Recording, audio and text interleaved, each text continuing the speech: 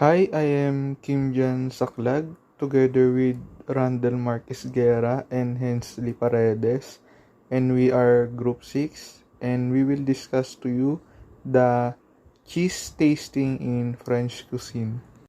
So, first, the overview of France.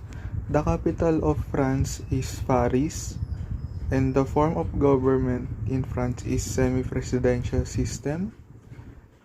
The language is French.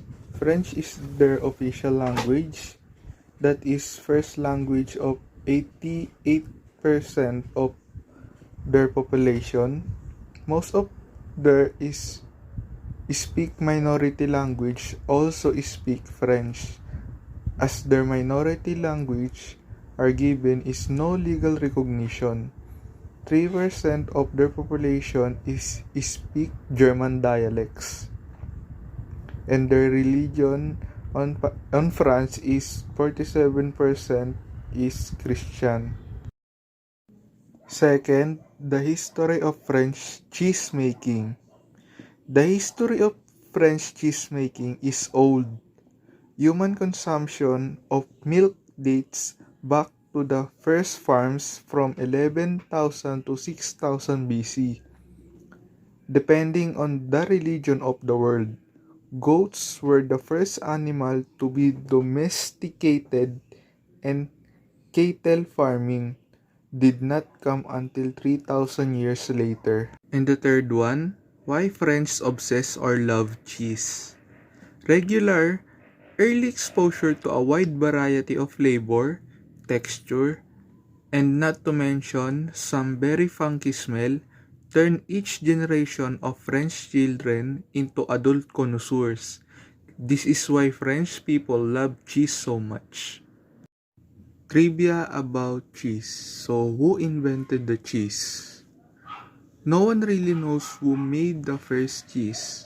According to an ancient legend, it was made accidentally by an Arabian merchant who put his supply of milk into a pouch made from a sheep's stomach.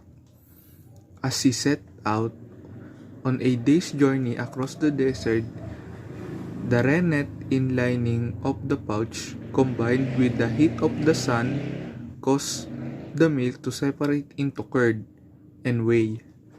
That night he found that the whey satisfied his thirst, and the cheese or a curd had a delightful flavor which satisfied his hunger. So here is the top 10 cheese that will report by my group mates. Comté. Comté is most probably the best known and loved French AOP cheese. Every year, about 1.5 million cheese are produced, and each of them weighs about 20 kilograms. This cheese is hard pressed and has nutty hazelnut flavor with sweet finish.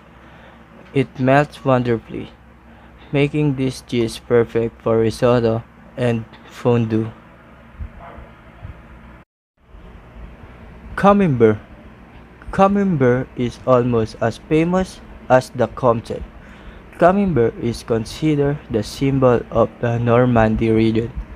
This cheese is characterized by a very strong smell, a soft and creamy paste, and a white floury rind. Brie. Brie is produced in French region of the same name, which about 50 kilometers from France, and has the AOC label since 1980. This raw milk cheese, characterized by soft paste and white floury rind, is one of the most exported French cheese in the world. It may resemble Camembert, but unlike Camembert, it takes 8 weeks to make instead of 4 weeks. Cantal. Cantal is the name of the cheese comes from the anonymous district in the Alvenia-Rodano Alps region, the only place where it can be produced. Cantal has a long tradition behind it and has been consumed by the French since the Middle Age.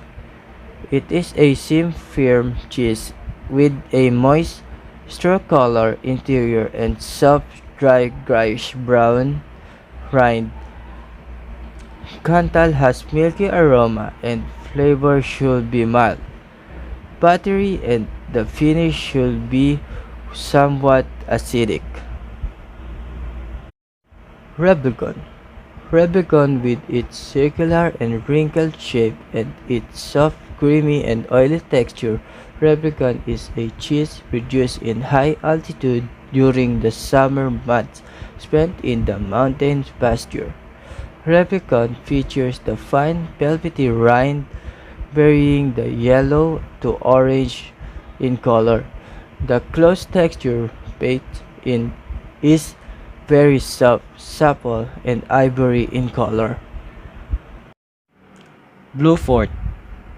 Blue Fort cheese is known for its extremely delicate taste, fruity personality, a color palette spanning from ivory to pale yellow, and a generous texture that it's stiff at first, then melt in your tongue. Chivra. Fresh young Chivra is soft, creamy, and spreadable with a mild buttery flavor and a cream cheese-like hue.